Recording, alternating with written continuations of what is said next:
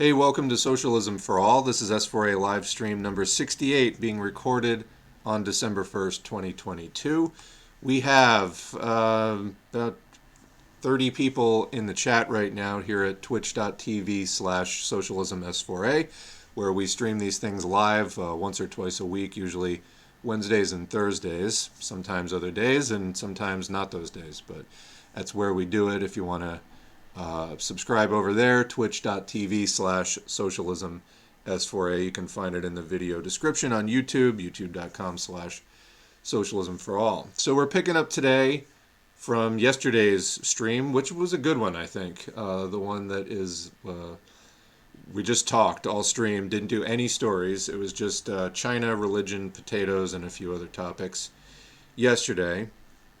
So anyway, we're picking up there. We have been chatting in the chat for a little bit about Kanye West, or Ye, I guess he goes by now, his appearance on the Alex Jones show just a couple hours ago, in which he was praising Hitler. Sort of a top 5 things you don't want to do when making a national media appearance. Really bizarre stuff in there. We spent some time trying to break down, was that a ski mask he was wearing? Was it stockings? Was it a custom job? Why the ski jacket? Why the gloves? Why the Bible? Why praise Hitler? All of this stuff. Also, was Hitler a microphone inventor?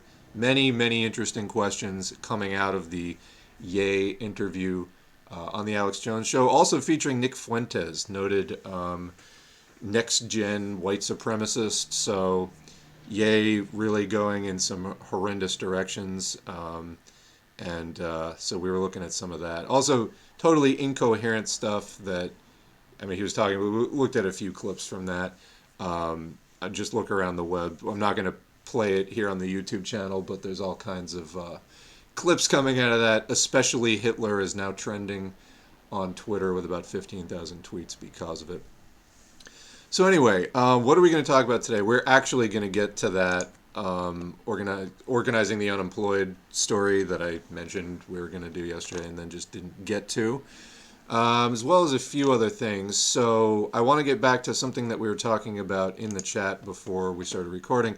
Before we get to that, though, just a couple of odds and ends that I picked up before the show. So real quick, I mentioned this yesterday. This is BioBot COVID tracking in the United States using Wastewater, which is way better than cases, just the best by far way of tracking the pandemic, which, as you can see, is far from over. So this is Wastewater in the U.S. is monitored for all kinds of stuff. They can detect viral particles, viral remnants in wastewater. People get infected, and they excrete it, and it winds up in the sewage, and then the sewage gets analyzed, and then it winds up in this chart. Whereas the cases, they're not really counting them anymore. So you can see up at the top, it says that the most recent data are from a week and a half ago, November 21st. So this does not include the post-Thanksgiving surge, which we undoubtedly there is, Thanksgiving was the date of many super spreader events. We're still waiting for those data to come in. But even prior to that, you can see the pandemic was back on the upswing. It's been going up and down. But zooming in by region, you can see that orange-yellow, the Northeast, which has been kind of leading in the fall, it's been level at around 750 viral particles per milliliter of sewage, which is a pretty substantial number. The other areas were lower, but they have been catching up. So you can see the Southeast, that pink line, is in an upward trend.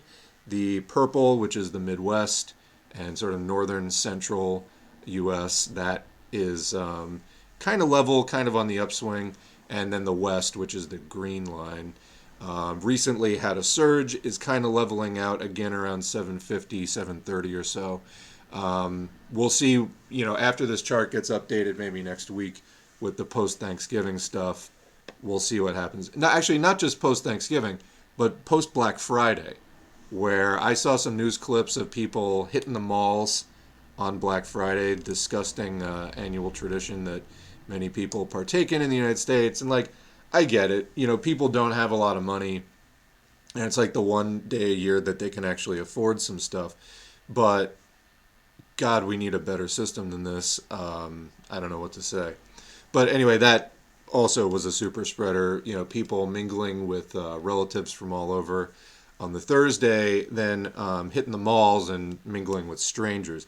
Not to mention grocery shopping on Wednesday, Tuesday, earlier that week as people hit the stores to buy Thanksgiving food. So we're still waiting for that to come in. But again, COVID, was already on the upswing. And it's just been sort of holding steady at this plateau for quite a while, really since the spring. So it's been incessant. Really, this is the exact opposite of over, as you can see.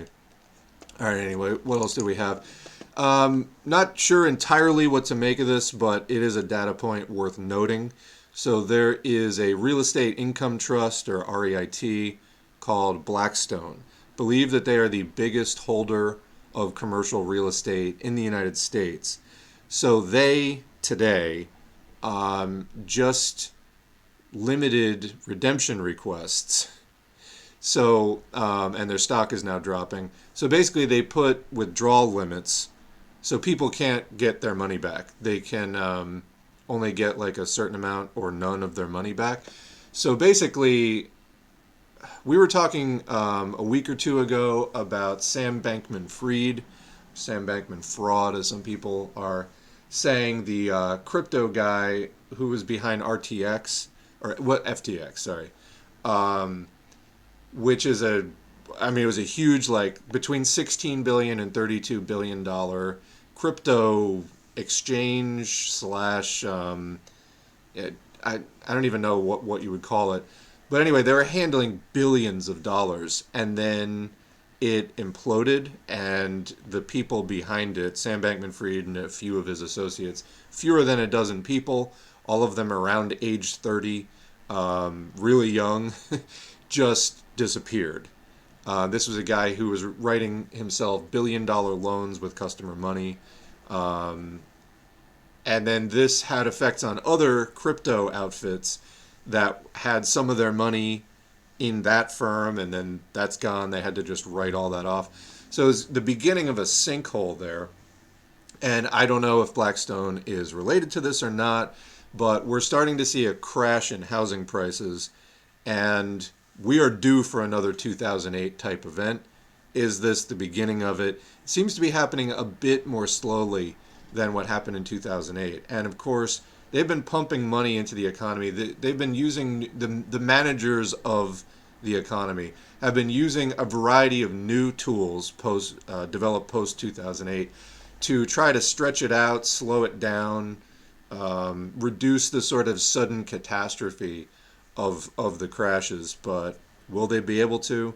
Is too big to fail? Is there anything fundamentally different about what was too big to fail in 2007, 2008? No. In fact, the only thing that's different is things are more consolidated. The things that were too big to fail then are even bigger now. So the economy is changing, and we may see another giant crash coming soon. So speaking of Sam Bankman-Fried, I had reported, as many had, that he was a Democratic Party megadonor, and that was true. Turns out he was also a megadonor to the Republican Party. So he gave about $40 million to the Democratic Party and $37 million to Republicans. So there's an audio leak. I'm not going to play the leak here, but the quote from it is, "I donated about the same amount of money to both parties this year. I just didn't disclose the Republican ones because the media would freak the F out." So, again, the parties are funded by basically the same people. There's an example of that. And I don't know. Anyway, coming off of the religion discussion yesterday, I found the quote. So it was from Stalin's The National Question. I don't know why when I was looking at the Stalin playlist, that one just was not catching my eye. Anyway, I found the passage that I was looking for about communist attitudes towards the reactionary nature of many existing religious formations. So here's some of the relevant quotes. But let us grant the impossible and assume that our ends, national cultural autonomy, has been put into effect. If I recall correctly, N was sort of a leading anarchist thinker. And so Stalin is basically criticizing N's national theory, what was called national cultural autonomy, and proposing a Marxist alternative. Anyway, so where would it, national cultural autonomy, lead to? What would be its results? Take, for instance, the Transcaucasian Tatars with their minimum percentage of literates, so in other words, low literacy rate, their schools controlled by the omnipotent mullahs, and their culture permeated by the religious spirit. Mullahs, of course, religious leaders. It is not difficult to understand that to organize them into a cultural national union would mean to place them under the control of the mullahs, to deliver them over to the tender mercies of the reactionary mullahs, to create a new stronghold of spiritual enslavement of the Tatar masses to their worst enemy. But since when have social democrats, meaning Marxists in this case, made it a practice to bring grist to the mill of the reactionaries?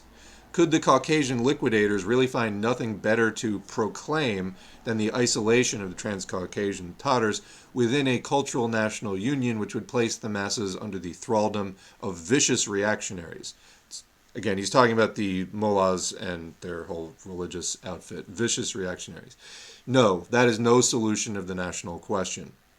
The national question in the Caucasus can be solved only by drawing the belated nations and nationalities into the common stream of a higher culture.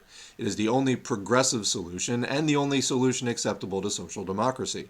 Regional autonomy in the Caucasus is acceptable because it would draw the belated nations into the common cultural development. It would help them to cast off the shell of small nation insularity. It would impel them forward and facilitate access to the benefits of higher culture. Cultural national autonomy, however, acts in a diametrically opposite direction because it shuts up the nations within their old shells, binds them to the lower stages of cultural development, and prevents them from rising to the higher stages of culture. In this way, national autonomy counteracts the beneficial aspects of regional autonomy and nullifies it. This is why the mixed type of autonomy, which combines national cultural autonomy and regional autonomy as proposed by N, is also unsuitable. This unnatural combination does not improve matters but makes them worse, because in addition to retarding the development of the belated nations, it transforms regional autonomy into an arena of conflict between the nations organized in the national unions. Thus, cultural national autonomy, which is unsuitable generally, would be a senseless reactionary undertaking in the Caucasus. So Stalin is basically, noting that some of the most organized forces in this area are the reactionary religious groups, and turning over more control under this national cultural autonomy scheme, which Stalin opposed. Also, just for context here, I believe this was 1913, so early 19-teens.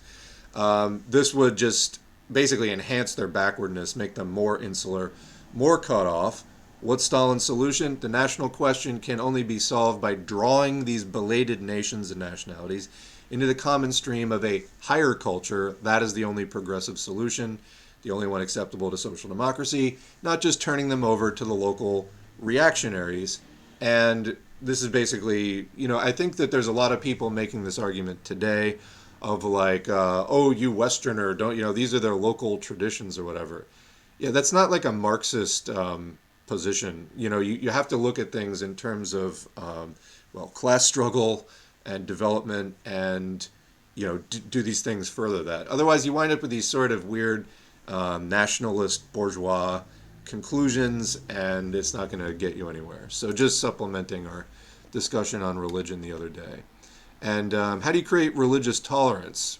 Well, removing the influence of religion from authority, mostly, because where does the religious intolerance come from? Does it come from atheists? No, atheists largely do not care about religion. It comes from other competing religions. So you need to undercut the power of religion generally, and that creates a more religiously tolerant society where people can believe, what they want to, and it doesn't really matter because these religions don't have political power in society. They don't have any real social power. And Thus, people can just, think what they want about the unknown. It doesn't really matter, though. It's when you start making that the center of earthly life, this becomes a political and social problem. To summarize, we use the example of Albania, which took, pretty strong measures to sort of eradicate the influence of religion within society. And today, Albania is one of the most religiously tolerant societies around because they just don't care so much. They don't take it seriously, and there's not interreligious conflicts then, and there's not religions trying to dominate people's lives in that same way. So this is more the position that we would be looking for. Anyway, that's sort of grab bag of odds and ends out of the way. We have some other stories that I do want to do, but let's catch up with the chat right now first. And I did not get myself a drink before we sat down, so hopefully I'll be able to make it without the drink. So, what do we have? Conspiracy news, talking about the Alex Jones thing, has got to be so much worse for regular viewers than even normal news. Where are the studies comparing like a CNN to Fox and then Alex Jones? Well, I know that this is from a while back, like 15 years ago. There was a study on viewers viewers of like CNN versus Fox, and the Fox viewers were the least informed, I think, across the board on every major global issue. When they were asked, objectively to answer various questions, the people who cited Fox as their most regularly watched thing turned out they knew the least in terms of objective facts about the world. So, I imagine who the hell even knows with the Alex Jones? I know there's some overlap there.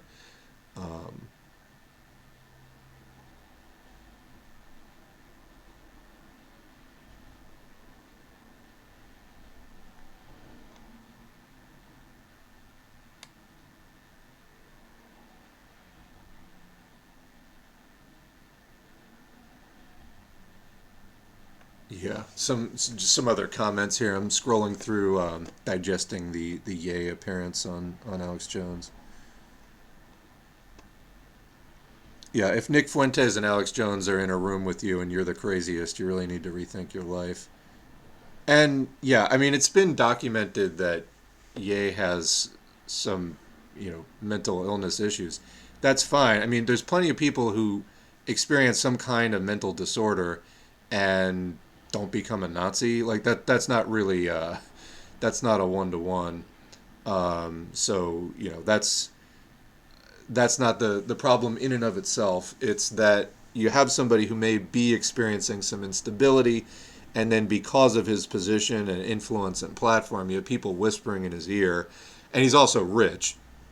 So you get these right wingers whispering in his ear all this fascist stuff, and he's not maybe thinking as clearly as he's maybe not at his best in terms of mental clarity, and he's running with the shit. And now, I mean, that said, there's plenty of people who adopt fascist views without any mental illness at all. I think in Ye's case, it's just really enhancing it, and some really, really bizarre behavior on display there. When somebody is experiencing an episode of psychosis or so, I mean, I don't know what's going on with Kanye West right now. Not his doctor. I really don't know. But when somebody is having an episode of psychosis, I mean, a lot of times after the fact, they will look back on it and not feel good about it. A person is not really themselves during the episode, and it's not really good for anyone. It's not good for them. It's not good for people around them. And, for the people around Ye right now, sort of egging this on, it's the sort of absolute, I mean, just complete lowlives who would dig into that and keep pushing him.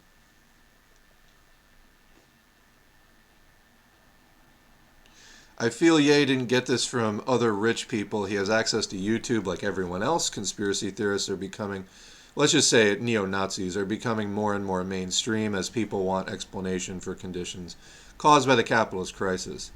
I think that that's true, although I think in his case it's fairly documented that he does have people directly whispering in his ear because he's in the circle. I mean, he's like a over 100 millionaire, and he is rubbing elbows with these people in the far right. I don't think he got it from YouTube. No. Did you hear about Ye getting in a fight with Trump and running for president? Well, he had a brief bid for president in 2020, and I believe he said he's running again.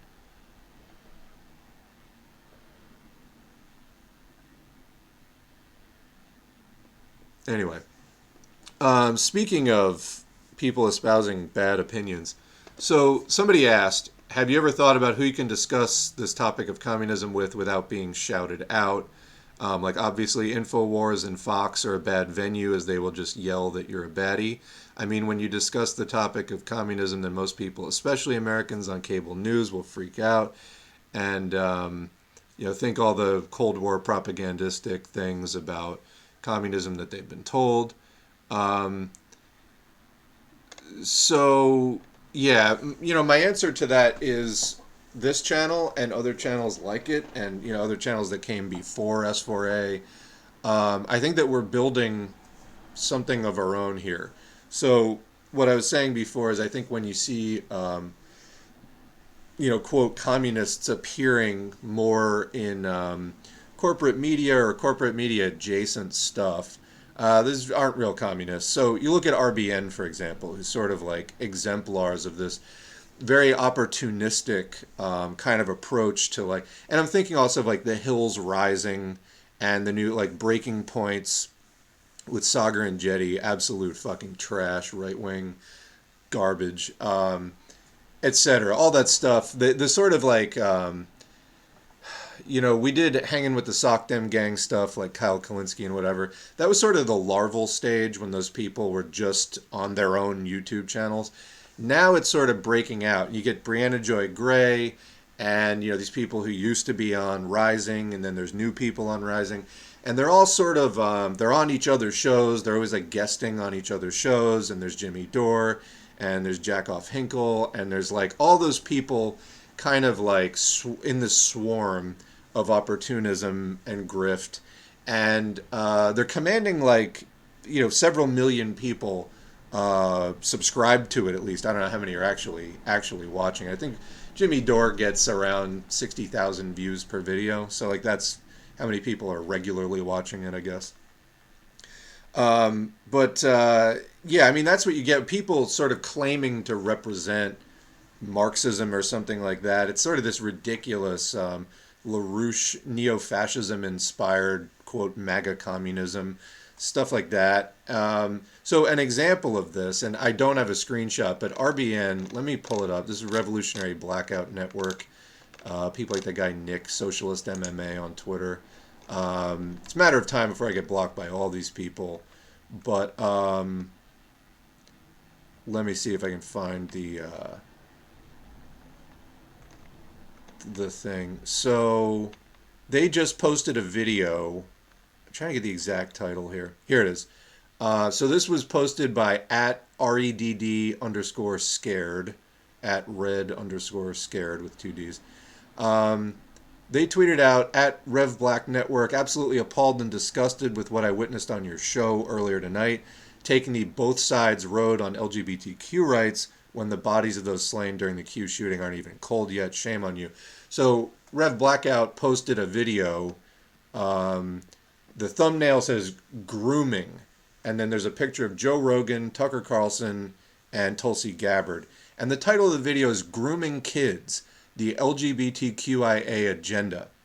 This is just, again, lowest of the low, opportunistic grift. You do not make videos like this.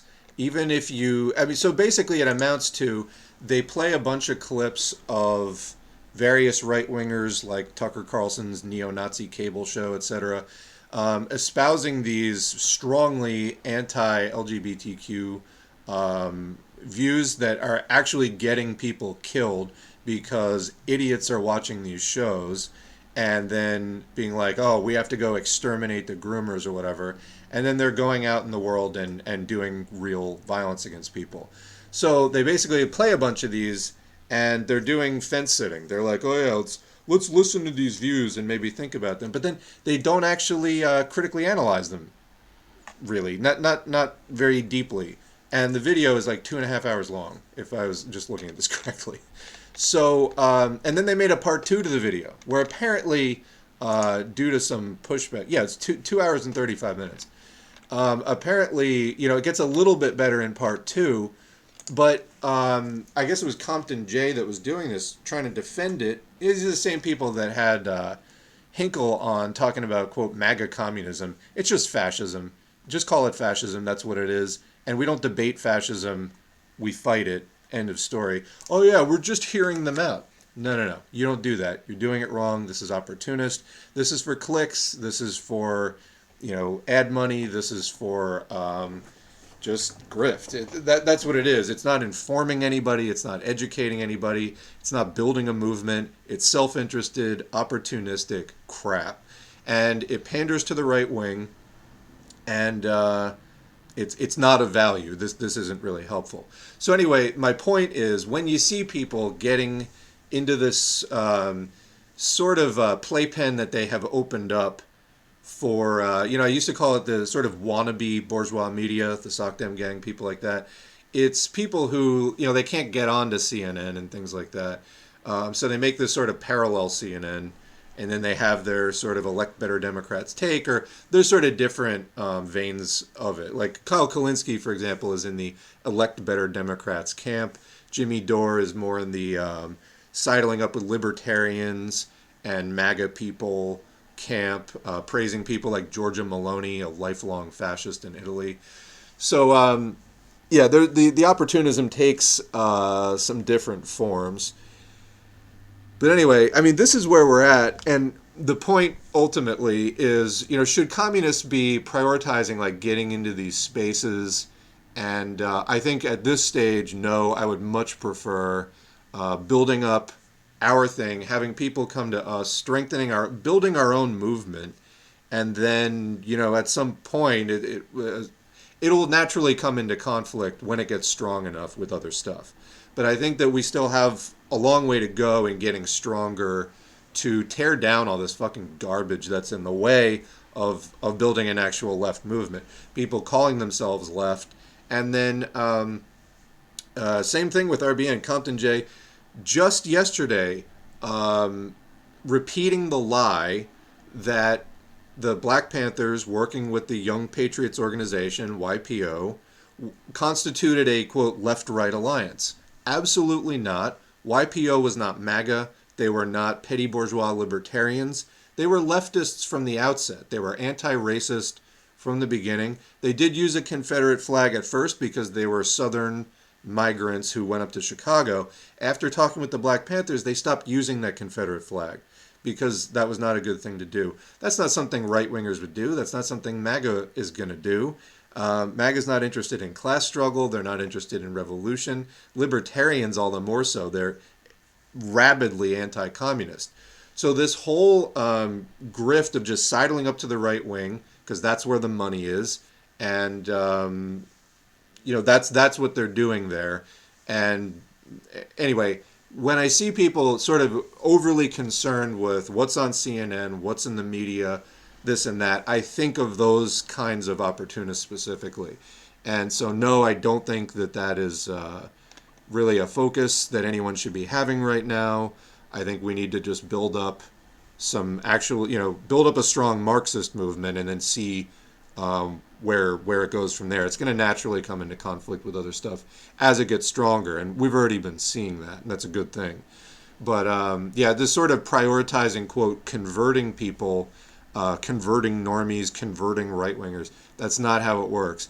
How it works is you build a movement that actually addresses working and oppressed people's problems. You become relevant to people's lives by empowering people and creating a movement that empowers people and actually addresses the struggles that they're engaging in. As that goes along, people get involved in it, and then they learn about the history and the ideology, and they become more militant and class conscious. You don't just like preach at somebody or like debate somebody on some stream or on some cable show and like quote convert them. That's not really how it works. So anyway, where were we? That was my answer to that question though. So in terms of interviews like that, I say go anywhere big, they will take you. Oh, let me try this again. If a bizarre opportunity arose, like Kyle Kalinske bringing on a communist for some reason, why not? Is he really like Kyle Kalinski's been online for how long? Has he done that yet? I mean, he's explicitly anti-communist. He said so. I think his pathetic defense of his anti-communism was something to the effect of, "Yeah, I read Marx once and I didn't agree with it." Period. I think that's as deep as it went with him. So yeah, is that really going to happen? Most likely not. But he's not on cable news anyway, and the other real danger with that, which is why I heavily criticize this whole like sidling up with MAGA and libertarians thing, is you get a lot of people who will basically reject the majority of your message and don't actually share a basic understanding.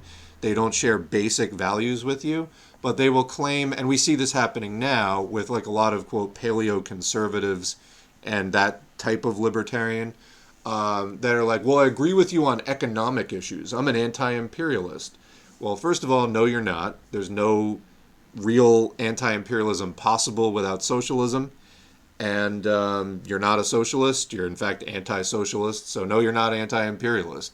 You think that there can be some form of capitalism that isn't based on war. That would be totally incorrect and just demonstrates your basic idealism and ignorance of material development.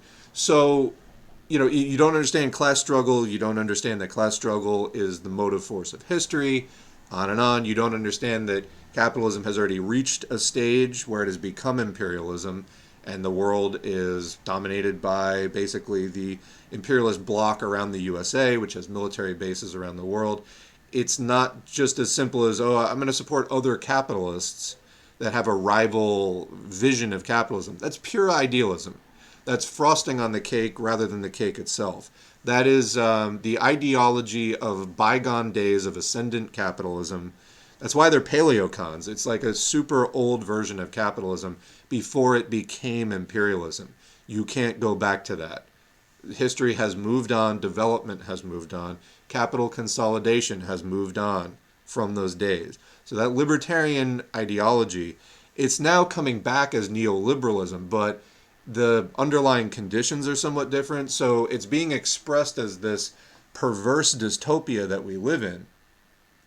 But libertarians are egging it on while simultaneously decrying its effects. So you're just going to wind up with this tangled, tortured fascism. And people railing against the current state of things and then trying to, quote, fix it by doing more of what made it end up in the place that we are now. Are those people we can actually work with? No, because they're full of confusion. I mean, at a minimum, they're full of confusion. So these people need like ground up education to actually become socialist. And if they don't do that, they're really of minimal use. If they become involved in a movement, they're likely to actually be harmful to people around them in the movement. So they're not really an asset, they're a liability. But again, this is why we need to focus on building the movement of people who are poor, oppressed, and not benefiting from the system, don't perceive themselves as benefiting from the system in any way.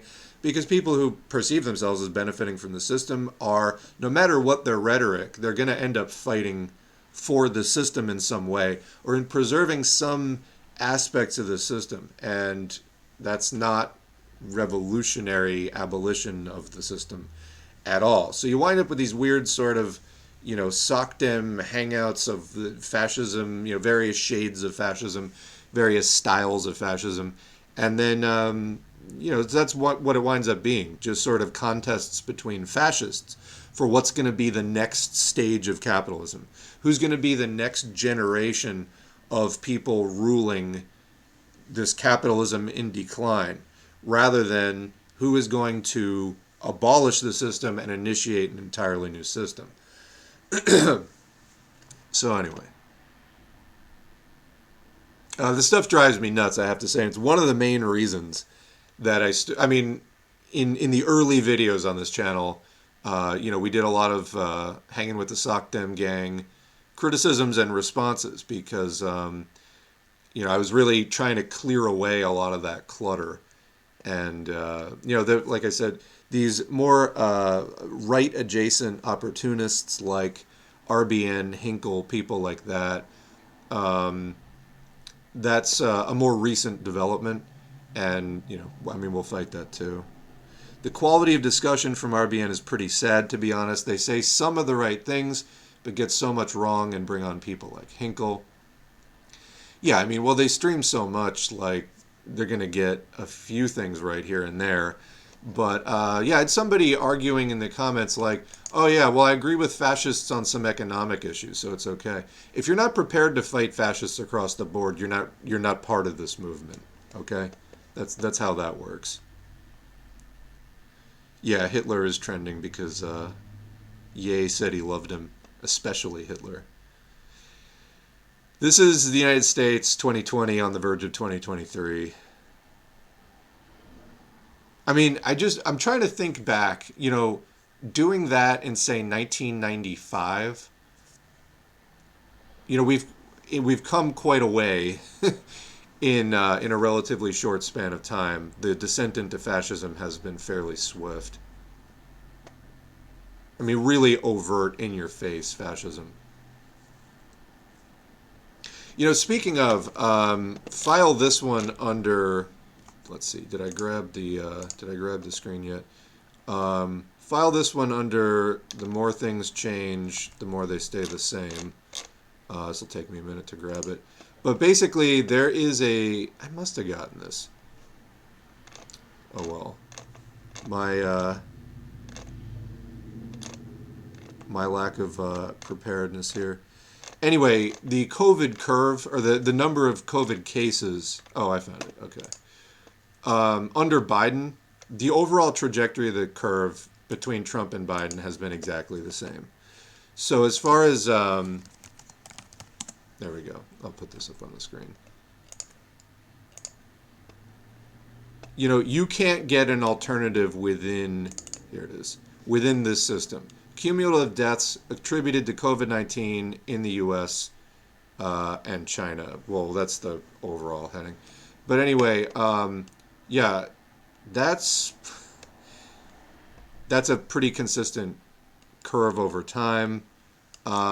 This is why I say, we do need to leave the Democratic Party, but then circling back around to, pseudo-populist right-wingers, that's not going to get us anywhere either. And I don't know why that is so hard to understand. Actually, I do know why. It's because when you don't actually go into socialism, then you just wind up going around in a circle. You go left from the Democrats, and then you just curve back around, and you wind up, somewhere on the far right. It's people not actually going left, but going around in a loop.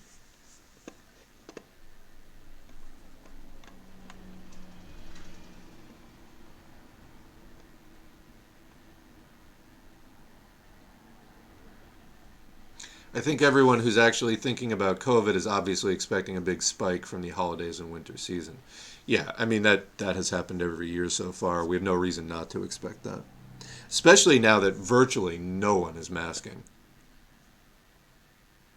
Like, not even on a contingency basis. Not even like, I see maybe like 1 in 300 people masking at this point.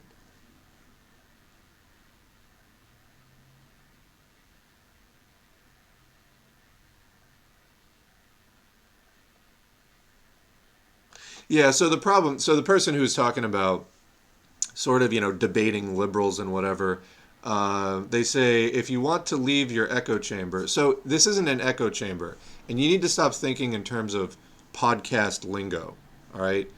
This is why we encourage people to join real world organizations, political parties, unions, other community organizations that are engaged in class struggle of various kinds. Because, yeah, I mean, you look at The Hill or something like that. That's a fucking echo chamber. That's people who do nothing in the real world, and they just spend all day sort of listening to idiots have opinions on things. We are totally opposed to that, and we want to see people actually struggling and organizing in the real world. So this isn't just about winning debates in the media space or anything like that. So anyway, so sharing this knowledge with liberal democracy subscribers. So the channel's called Socialism for All. Why? Well, it's out here on the internet. Anyone can access it. As the channel grows, more and more people see it. Also, as more and more people get sick of capitalism on their own and start looking for other things, they find us. But it isn't about going out and debating liberals. I don't think that accomplishes much, and let me tell you why. So, this commenter says you shouldn't lead with communism is my silver bullet. Instead, explain why their free market self-regulation is a fallacy. Here's the problem, though. It always eventually comes down to they will do some kind of red baiting, regardless of what you say. So you can have them there in the palm of your hand as far as, capitalism doesn't work, it doesn't self-regulate, it constantly goes into crisis, it throws people out of work, it's resulting in the rich getting richer and everybody else getting poorer, obviously. And then they will always come back to, in the end, well, what's your alternative? Communism? So they're always going to put you on the spot with that. And as long as they still think that that's a dirty word, which is something you're not going to be able to debate out of their head in that space, which is why this is largely a waste of time, then they're still going to reject it and they're still going to cling to the capitalism anyway. So the end result is, they probably just edged further into desperation at that point. They probably edged further into fascism. I'm not saying that you caused that, and I'm not saying that that's, why fascism happens necessarily. But what I'm saying is you maybe have not actually caused them to give up their attachment to capitalism at all. If anything, we see liberals going closer and closer to fascism the more that the system goes into crisis. The point is, those aren't our most likely allies here. When I say, build a movement, don't, quote, convert people. You build a movement that's actually accomplishing something in the world, and you pull people into it that way. Therefore, it's not a question of do you abstractly, in the ideological domain, accept communism as your Lord and Savior. It's not about that. It's did you get fed up with capitalism enough that you decided to take some real world action, and there was a group in your area that said they were going to help with your employment situation, or they're going to help with your housing situation. They're going to help you actually do something. And you got involved with them. And then you started sharing some of the beliefs that you start reading the materials that group is putting out. I think that that's how people actually get involved with these things more than just sort of this abstract intellectual, quote, conversion. I think people really need to shed that model entirely. But it is promoted by people who want you to keep listening to their podcast till the end of fucking time. Hence this opportunist grifter space. So, yeah. It'd be nice if they have separate data on numbers of people that got reinfections with COVID. Yeah, there probably are some statistics on that. But, of course, Wastewater, doesn't provide that information. And, yeah, so our ability to assess that is limited. Now there's a Russian virus, which hopefully will convert everyone. I don't know what you mean. And every year since the beginning, people are caring less and less about preventing spread. Yeah, I got to admit, pandemic fatigue, quote unquote, just, I got tired of taking measures to prevent infection and spread myself. But it took me this year to get sick of it. And a lot of, but I still do it because you have to.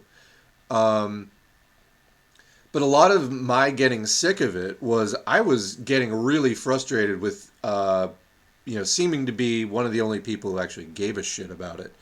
So it makes it harder when we're not all in it together. If we're all in it together, it makes it easier because, then you're part of a chain. There's going to be some more weak links and some more strong links. But it is a chain, it is a group, and it's, the more people who are masking, for example, the less any one individual mask matters because everybody is going to be limiting their spread. And so your odds of encountering virus in the air, if you have a mask failure, is much lower. But when you're the only one masking, it's like literally your mask and nobody else's is the only thing preventing that virus from, getting in your nose or whatever, or eyes or mouth or whatever. So, yeah, I think that for me is where the pandemic fatigue started hitting was this year. But you had people whining about it in like April of 2020. And I really have no sympathy for these people because, I mean, it's just completely antisocial. When you can't like sacrifice a haircut for 6 weeks because there's like a, crippling virus going around, there's something fucking wrong with you. So yeah, and it's gotten, worse, not better with time.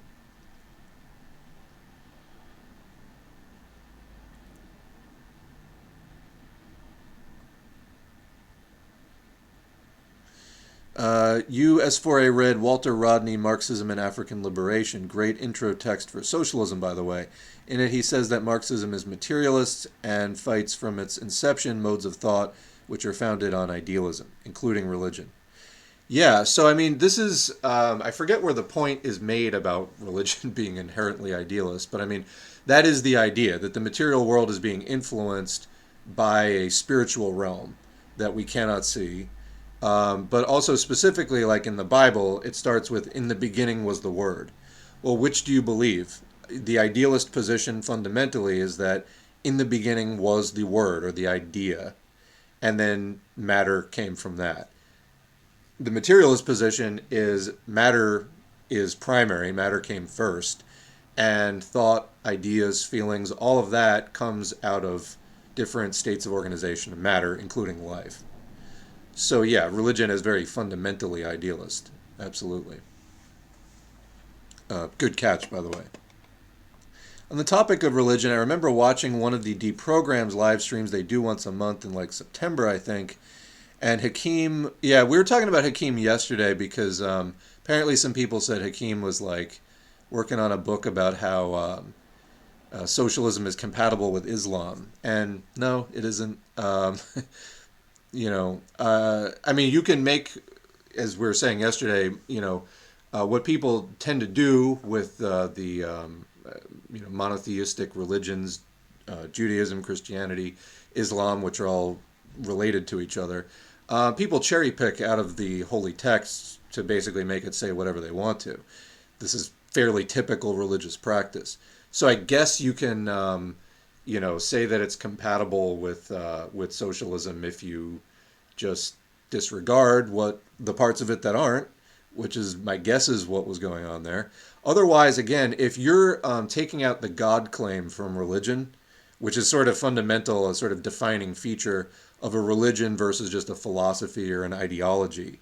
You're making a God claim that a God or gods or spirits or something like that exist. They're not part of the material world, but they affect the material world, and they need to be worshipped or respected or pleaded with or, whatever, make offerings to them in order to affect material change. That is very, very fundamentally anti-materialist. And yeah, that's not compatible with communist thought for sure. Anyway, continuing, Hakeem was saying how you can't take atheists' arguments seriously, not even the deep analysis, which IMO I found pretty ridiculous. Yeah, that is ridiculous because I mean it's like the thing of you can't take atheists' arguments seriously, such as what? So basically, the religious argument is there is a god or gods or spirits or whatever. Okay, do you have evidence for that? No.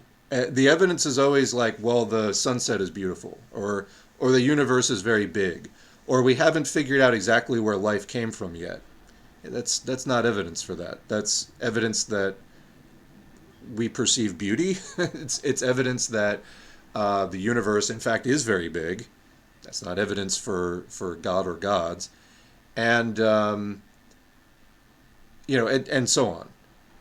So, but yeah, if you take the God claim out, then you're just making a moral argument for socialism, which is fine, but it's also not religious. So, yeah. I honestly wonder how much he lets his religious views get in the way of his other views. Well, I don't know. I mean, I don't listen to Hakeem a lot these days. I don't know. I don't know. Yeah, I'll have to maybe try to catch up on some of that. I feel like there's other opinions that I might have on that, but I would want to see some more first. Anyway, it's kind of scary sometimes how mainstream some of these far right neo-Nazi ideas are. Yeah, yeah, and they weren't. For me, I started paying attention to politics like seriously in the 2000s, like early 2000s. Bush and Cheney got into office off of a clearly stolen election that was handed to them by the Supreme Court, and then blamed on Ralph Nader when that was the Democrats and Republicans colluding on that. Al Gore didn't even really fight it, among many other things, many other things, but they wanted to blame. It was just convenient to sort of demonize the Greens at that time. Anyway, that was, around the time I started paying more and more serious attention, although there was definitely a learning curve for me throughout that time period. Bush and Cheney made major moves to the right. It's kind of like if Reagan brought in neoliberalism in a serious way. I mean, it started under Carter, but Reagan really brought it in through the front door, whereas Carter had sort of, let a little bit sneak in through the window. Reagan really brought it in through the front door and, hung a banner outside as well. Bush and Cheney took it to like neoliberalism 2.0. It was really the next stage with the war on terror and the creation of DHS, which did not exist prior to that. I have to remind our younger viewers that was new as a result of 9/11 and the war on terror and that entire hysteria that Bush-Cheney administration and everyone working in collusion with them was promoting at the time. The people in the U.S. were afraid of terrorism because of constant round-the-clock news coverage of it, and they rammed through massive changes in the, updating the police and surveillance state, starting multiple invasions around the world, all in the name of fighting terrorism. And then 2008 happened. Everybody started talking about the economy. Nobody even talks about terrorism anymore. However, all those enduring changes to, U.S. military policy and, the police and surveillance state, all of that is lasting. So anyway, what were we talking about? I think I lost the... Oh, yeah. So how mainstream some of these far-right conspiracies are. So also the internet, kind of started up on a mass scale in the 90s, particularly the later 90s and then into the 2000s. And libertarians kind of got there first. And for me, I used the internet a fair amount. And you would see this kind of crazy neo-Nazi stuff around the internet. I literally, because I just didn't ever really encounter that growing up so much, like in real life. And I found it hard to believe that it was for real. Yeah, I guess you could categorize my experience as a kind of denial. Looking at it and just going like, this can't be for real. Like, I didn't specifically think it was a joke, but I didn't know what it was. It was like, well, it doesn't sound like a joke, and I know that, but this can't be for real, is it? Well, then the Tea Party happened in 2009, 2010, and I was like, oh, I think this is for real, actually. No, these people are just really out of their fucking minds. There's not some bigger tongue-in-cheek aspect to this. It's not actually safe and, this sort of some big weird prank or something. No, this is for real. And then it just got worse as the 2010s went on, and now we're here. But yeah, as far as it becoming mainstream, I mean, yeah, the technology has aided that with the various alt-right pipelines and stuff like that. Personalities like Jordan Peterson assisting it. But it existed even prior to that. And yeah, it took, for me personally, it took a while of just looking it straight in the face before I really realized, like, these people, this is for real. Um, anyway, but message received, and then it became clear to me that trying to build up the U.S. left, as frustrating a process as that is, or can be sometimes anyway, was imperative, just imperative. So, hence we're here right now. The adoption of materialist philosophy must be very conscious in an idealistic world as well, lending credence to what S4A said about religious people not applying ruthless criticism. Yeah, we kind of got into this yesterday, just about, some people, criticism can be selective. Critical thinking can be selective in terms of where people choose to apply it. And a lot of times, religion, it's usually part of people's upbringing. There can be various family dysfunctional patterns connected with religion, specifically around maybe authoritarian, patriarchal relations within the family, for example. Even just overt abuse can be connected with and justified by religion sometimes, even if it's not that overt. Religion, sometimes it just hits really close to home for people. It's connected with sort of their images of like family and holidays and things like that. And it can be something that people can be slow to criticize. That said, religion's influence in the U.S. is waning. So, I mean, people are, as time goes on, kind of casting it off. It's becoming less relevant, not more. And yeah, but it's not necessarily something that people always jump to criticize, because it can be so sort of bound up psychologically with other important things that can be just too uncomfortable to address head on.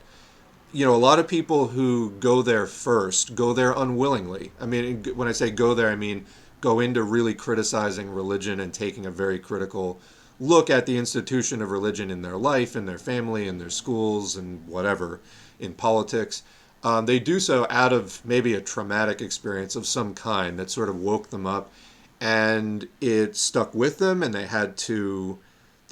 couldn't shake it. So they had to think about it if they were just even to resume any kind of a normal life, and hence wound up confronting it because of that. That said, trauma doesn't automatically make people take the critical route. Sometimes people experience religiously oriented trauma, or that is somehow linked to it or associated with it in their mind in some way, and they actually sort of double down. They retreat from their experience as an experiencer of trauma, as a victim, and sort of side with the perpetrator, maybe even becoming one themselves. So it can lead to people fleeing from those uncomfortable realizations that, hey, this thing I was told was safe isn't safe.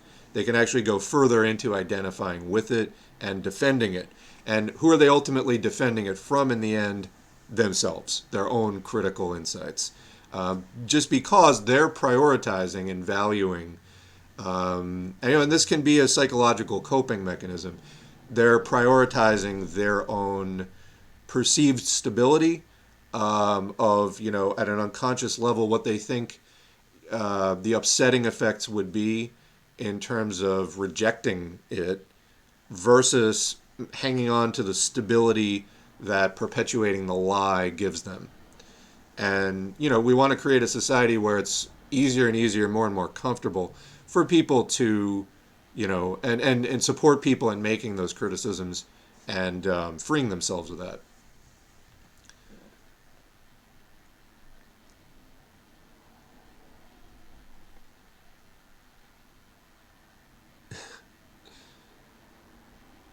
Yeah, I did see that Hollywood is coming out with a fifth Indiana Jones film. To be honest, I was really surprised that Harrison Ford was up to it. He's pretty old at this point to be an action star. I mean, he's pretty old. Period. How old is Harrison Ford? I know he's over 70, right? Like 75. How old is he? Born July 13, 1942. Oh boy. He's 80? He's 80. Now I know like 80 is the new 70 or whatever, but for a I mean he was looking, pretty stiff in whatever. I saw one of those like new Star Wars, and that was kind of enough for me. He's looking pretty stiff in that, and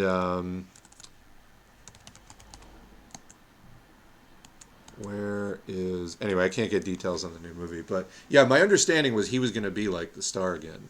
Anyway, the comment was such great innovation in films under capitalism.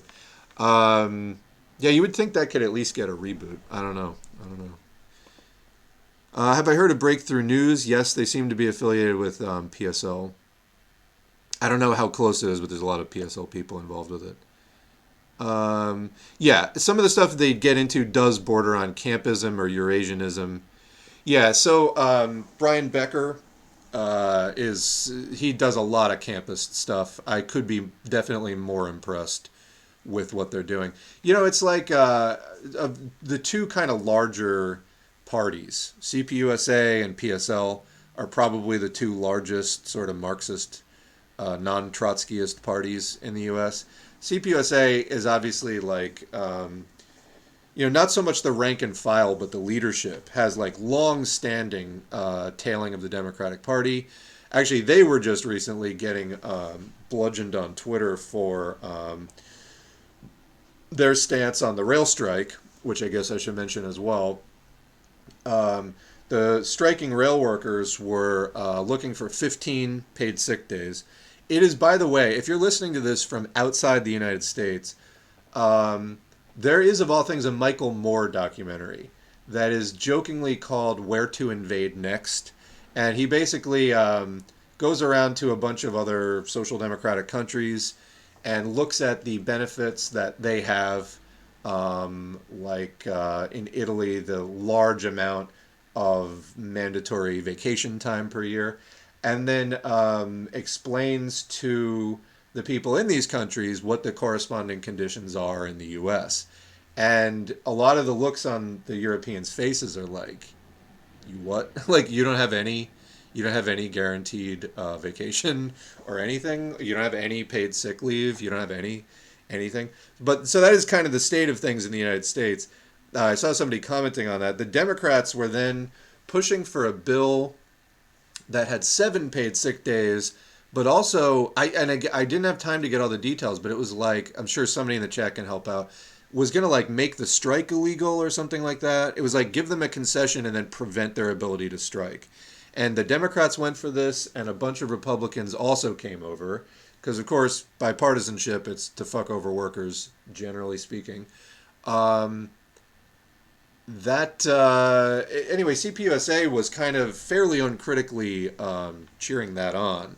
People were just like, "What are you doing?" So you have that on the one hand, and then yeah, more of this kind of campus. I wouldn't quite call it Eurasianist out of like Breakthrough News, but yeah, there's definitely some fairly revisionist things being pushed over there. That said, I mean, they interview some interesting people as well that you're not going to see anywhere else.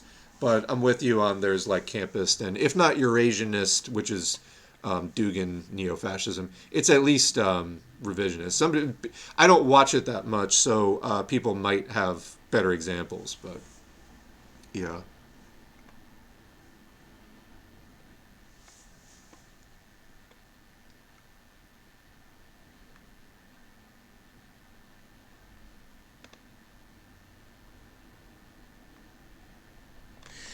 Yeah, on the thing about the right wing, far right stuff, including the violence becoming more widespread and mainstream. Speaking of right wingers being massive pieces of shit, the following the day of the Club Q shooting that recently happened, a local YouTube channel from the area uploaded a short clip about it, and the comments were filled with fascist pieces of shit, calling the shooter a hero for killing pedophiles and people that are into bestiality. First of all, remember, every right-wing accusation is a confession. It is projection almost all the time.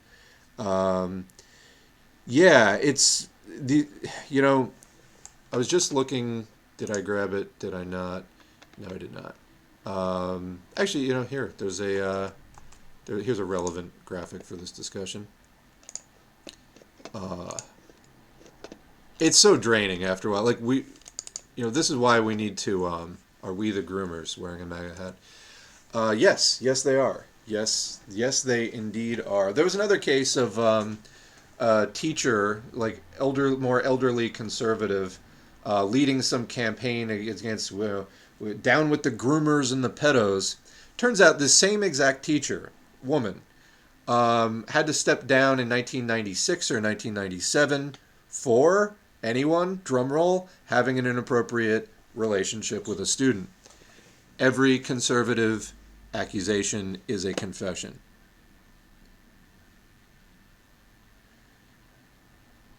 Yeah, it is definitely time for the left to get a lot more organized, and there's the Socialist Rifle Association for people comfortable with that, and there will be various parties and organizations that will be forming in the next 5 years, I would imagine. This situation with the right wing is not going to get better; it's going to get worse.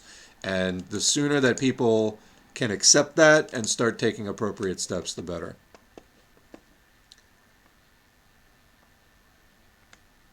And when I say for people comfortable with that, what am I talking about specifically?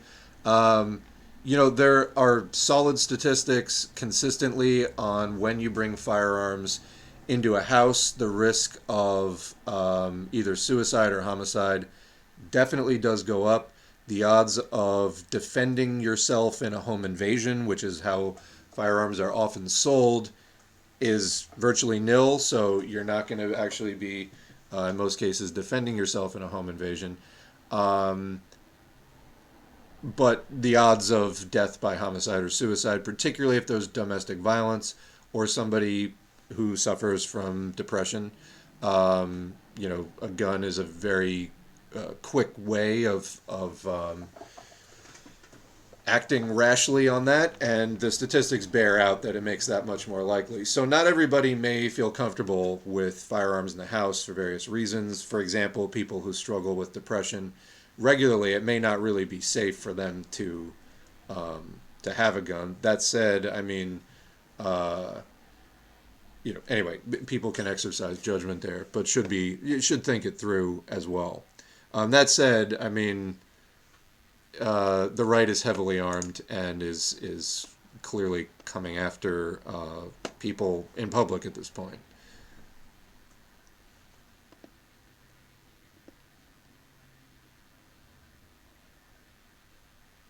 What do you think about an anti-conspiracy channel that fights against right-wing conspiracy trends, like the pamphlet that is on S4A, How to Overthrow the Illuminati, while educating about the actual contradiction to human life, capitalism, and the horrific environmental, racist, and destruction of health for the sake of profits? I have this itch I can't scratch, and I think people would want to hear this type of propaganda while they lose family to QAnon conspiracy and Trumpism. Yeah, I think it's worth it. If you're called to do that kind of stuff, start a channel. We need more, not fewer Marxist channels for sure. So if you want to do that type of work, one of the problems that we have right now is the Democratic Party is positioning themselves as a, quote, anti-fascist party.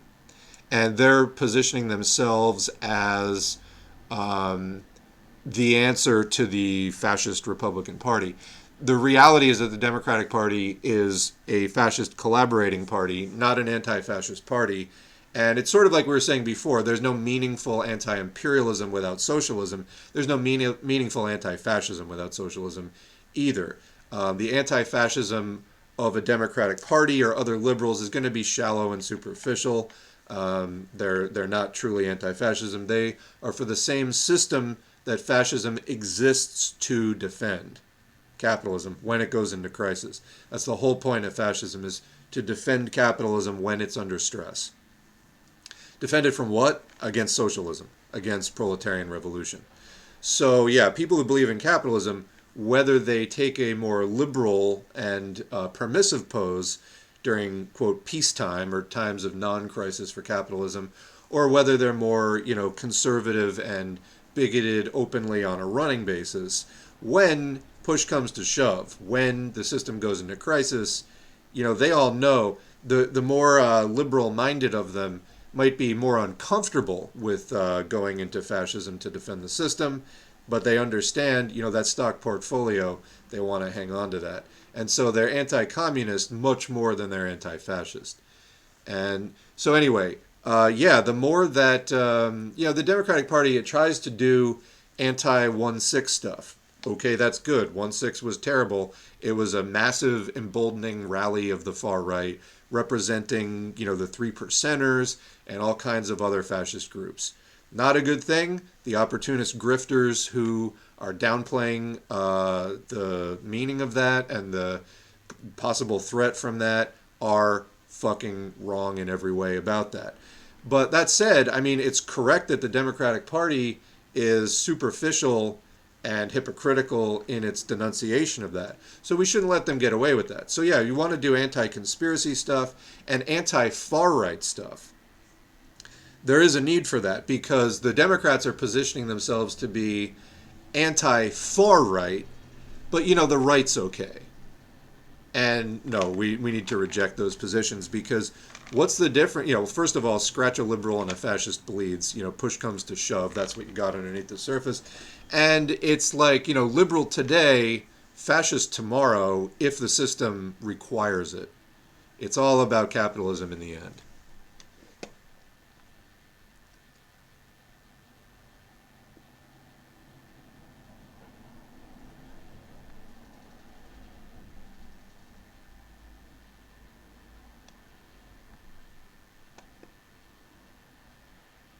We need a federated camp of communists of different types. We need camps for Guevaraists. Is that a thing? Like, are people exclusively following Che Guevara thought? I've not encountered that. Hojists, Maoists, MLs, etc. I mean, I think Hojists would probably consider themselves MLs, but we need a left coalition. That's the way that I put it. We need a probably no one single party or organization is going to do this. We need, my suggested formulation would just be left coalition blank. Insert your city or state name there. Left coalition Dallas, left coalition Boulder, left coalition Detroit, etc. It says exactly what it is in the name, and it could be a framework for various parties and organizations, none of whom are big enough on their own to affect maybe the change that is needed, to come together, cross-pollinate, do some bigger things, and actually get some traction. And I've talked about this in the past. But yeah, I believe in a coalition at this point. And I think, most of these groups will talk to each other. There's a point of revisionism that I think you will get some real splits over. But I think by and large, as the Marxist left grows, and it is growing, we'll see more of this coalescing.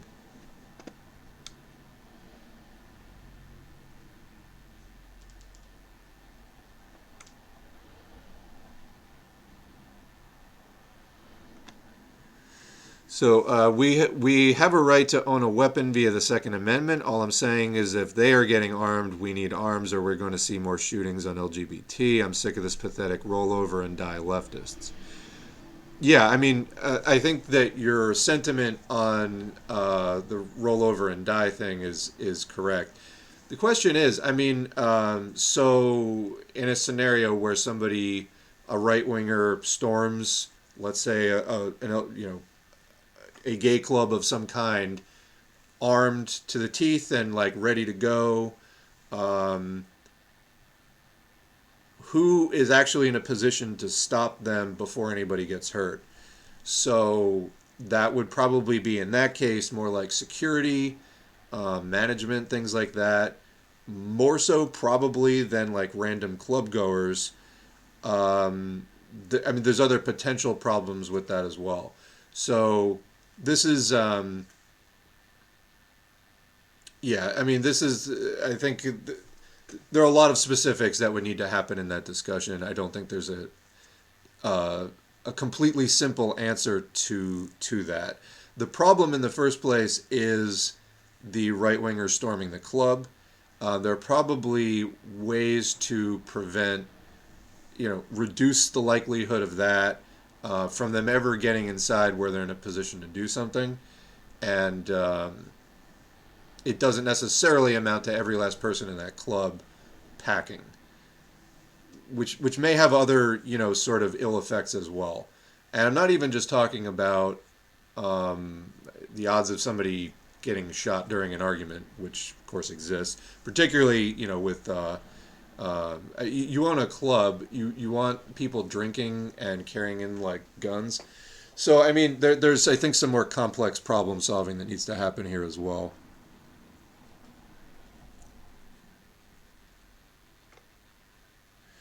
So I'm way behind the chat today, and I did want to read that article about organizing the unemployed. Um, I'm not sure we're going to get to that one again. We did get to some other stuff. So anyway, let's see where we go here. We still got time in the stream.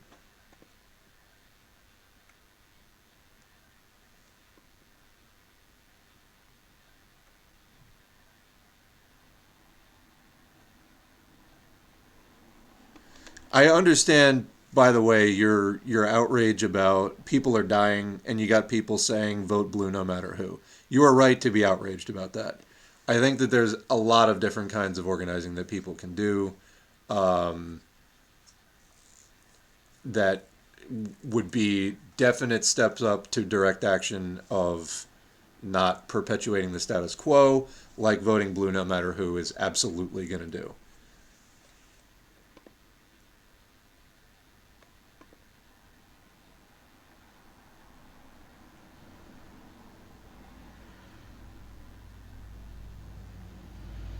All right, there's kind of a big argument going on. I also think Ballin is misinterpreting some pushback from people.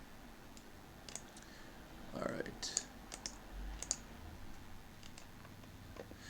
All right. I'm just reminding people, try not to get into long extended arguments in the chat because it is so much for me to scroll through.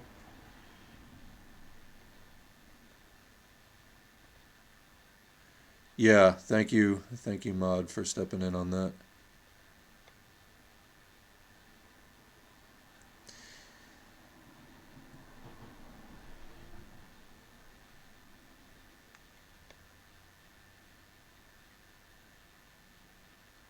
They interviewed the Club Q shooter's father. He seemed way more concerned that his son might be gay because he shot up a gay club rather than him being a mass murderer.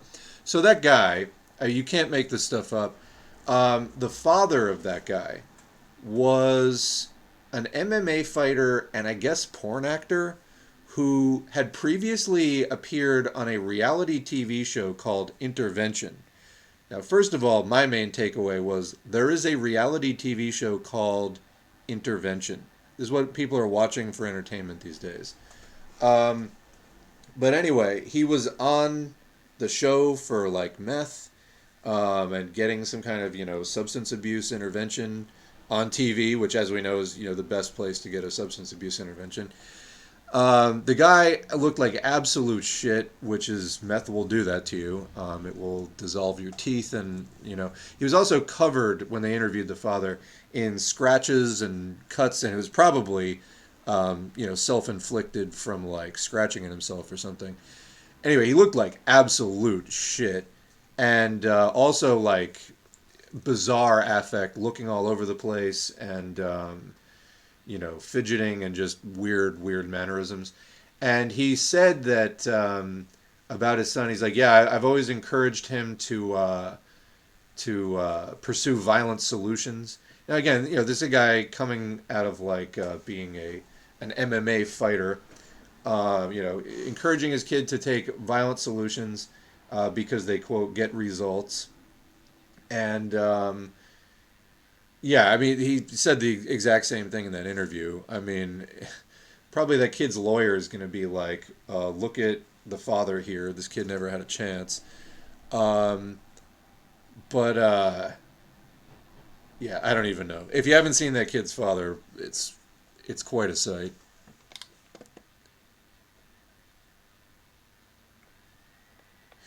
MSNBC and CNN telling workers to be happy with what they're getting too. It's a perfect example. This is talking about the rail workers, I think. It's a perfect example of capitalist media and state coalescing. Well, it's really part of the state to suppress the proletariat. Yeah.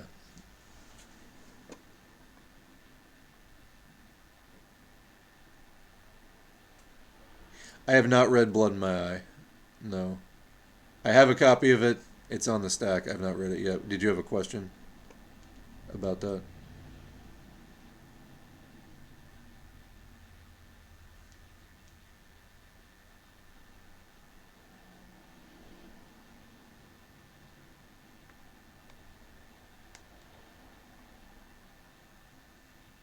The neoliberal denunciations of Trumpism and conspiracy ring hollow after paid messages from the U.S. military. Yeah, they're all part of the same system. It's a dog and pony show. Good cop, bad cop. Democrats are the good cop. Republicans are the more harsh bad cop. They're both there for one reason, to bust you. Don't fall for the ploy. Do I think I will upload to Spotify? Probably not.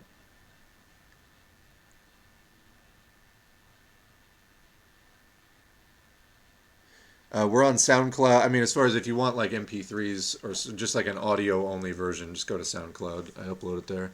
Sometimes there's a little delay, but yeah.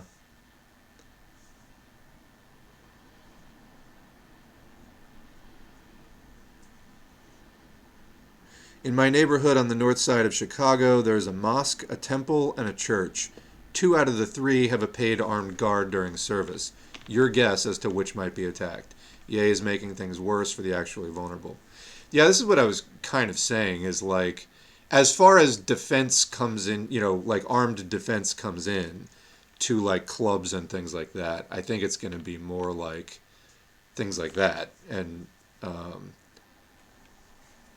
it's terrible. I mean, yeah. And so, when people talk about revolution or something like that in the United States, I mean, the right is pushing the country into a much more violent situation. Clearly, they think that, and I think they're doing that in part because they think that they're going to achieve their ends by the violent means. And I think that the left has not been pursuing that because the left does not, and this is right or wrong. The right might be correct or incorrect in thinking that, and the left may be incorrect in thinking what they're thinking. But they seem to think that they are going to get what they want through the violent methods that they are clearly demonstrating. And undoubtedly, though, it's the right wing that's pushing us towards a violent situation where you might actually see working people getting armed to fight back. But specifically, it would be to fight back and is clearly not going on the offensive. So anyway. On the rail worker stuff, was just this one strike not allowed, or are all rail worker strikes now illegal? To be honest, I do not have all the details yet. I saw tons of stuff about the paid sick days, and I saw very little when I was looking at the news earlier about that. So, yeah.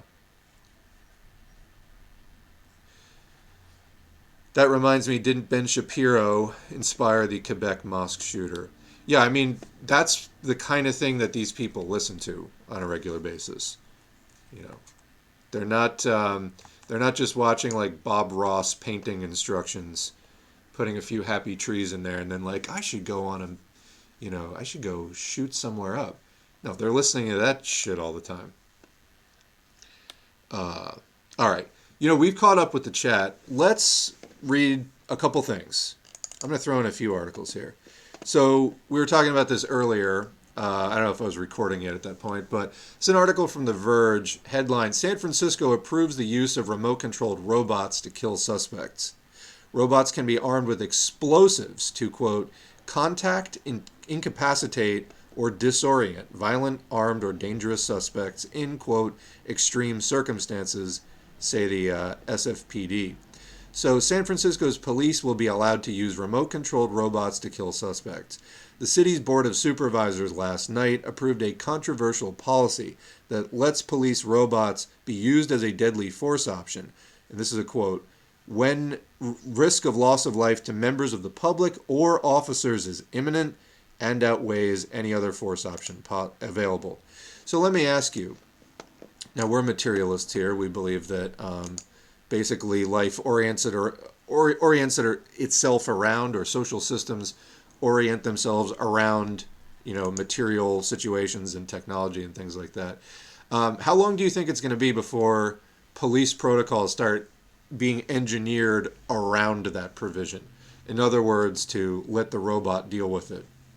Probably not long. You have 20 seconds to comply. The San Francisco Police Department, SFPD, said it does not own any pre-armed robots and has no plans to arm its current machines, reports Sky News. Yeah, they were just, thinking like, oh, we don't have these things and we have no plans to get them. But, let's pave the way for it anyway. Of course they have plans to get them. I mean, they might not have an active, internet tab open, like with the thing in their shopping cart, but I mean, clearly they are planning. As SFPD spokesperson Allison Maxey explained in a statement, the department's robots can now be equipped with explosives. The quote before. Currently, the SFPD owns 17 robots, 12 of which are operational. The other 5 they just play with in the break room. The machines can broadly be divided into 2 categories: large and medium-sized tracked robots used to remotely examine or detonate explosives, like the Remotech F6A and the Kinetic Talon, and smaller bots designed to be thrown into target areas for reconnaissance and surveillance, like the First Look and Recon Robotics Throwbot. All of the robots owned by the SFPD are designed to be primarily operated by humans and have limited autonomous functionality. Police departments in the U.S. have already used remote-controlled robots to kill suspects. The first such incident is believed to have occurred in 2016. Believed to is just odd phrasing. I mean, that's the first one we know about. Okay. Do you have reason to believe that there were other ones? But anyway. When police in Dallas used a bomb disposal robot to kill a sniper who had shot and killed 5 officers at a rally. At the time, the action was praised by some for swiftly ending an hours-long standoff and criticized by others for effectively allowing the police to execute a suspect without exhausting alternative options. That's exactly what I was saying. How long after this starts becoming established procedure that the new protocols just get written around this being the solution? Probably not long. At the time, Dallas Police Chief David Brown said that officers, quote, saw no other option but to use our bomb robot and place a device on its extension for it to detonate where the suspect was. Well, no, I think it's because it killed 5 cops and you were pissed. That's what I think.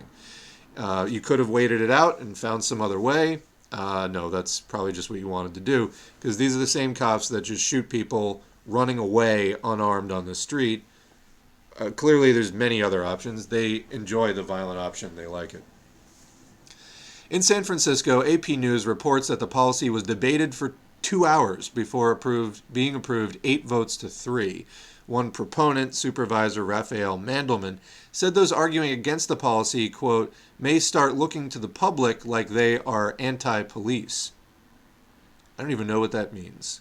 May start looking to the public like they are anti-police. Well, we're not even talking about police. We're talking about robots killing people. So, odd framing. Board President Shaman Walton, meanwhile, who voted against the proposal, responded that he was not anti-police but pro-people of color.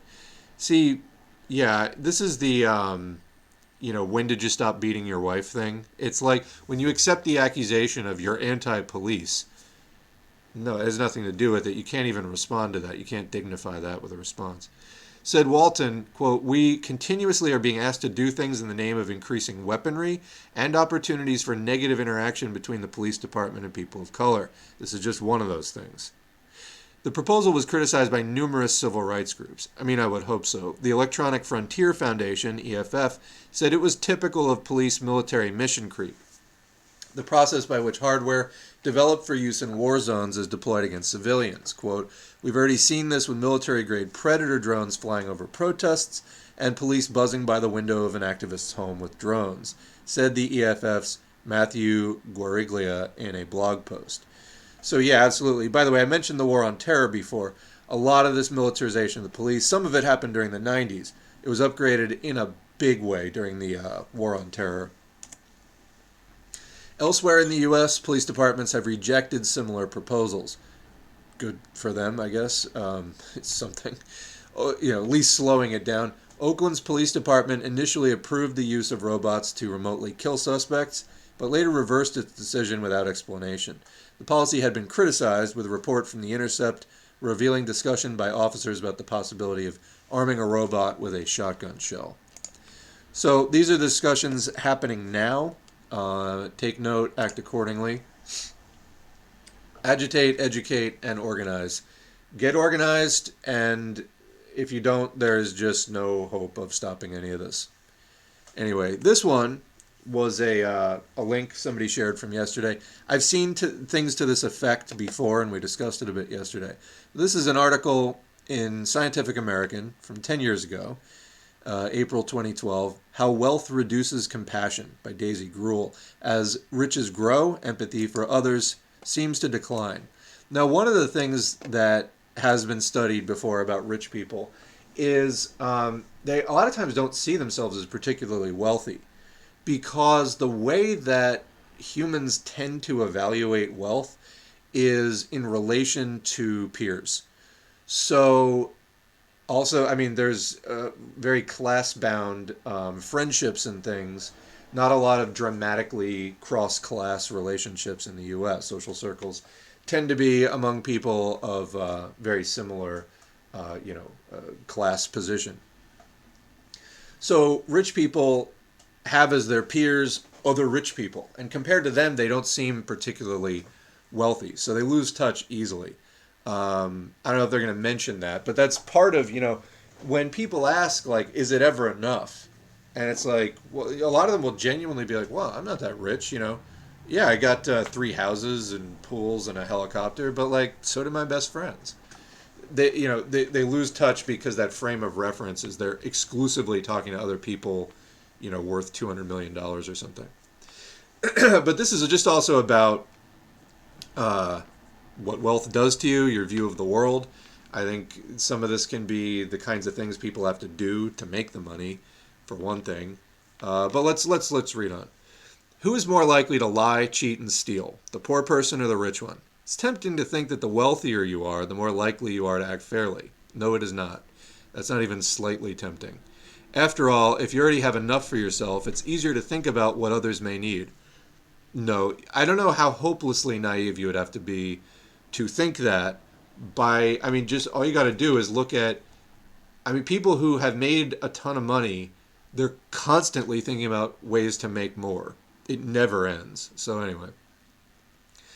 But research suggests the opposite is true. Shock of shocks here.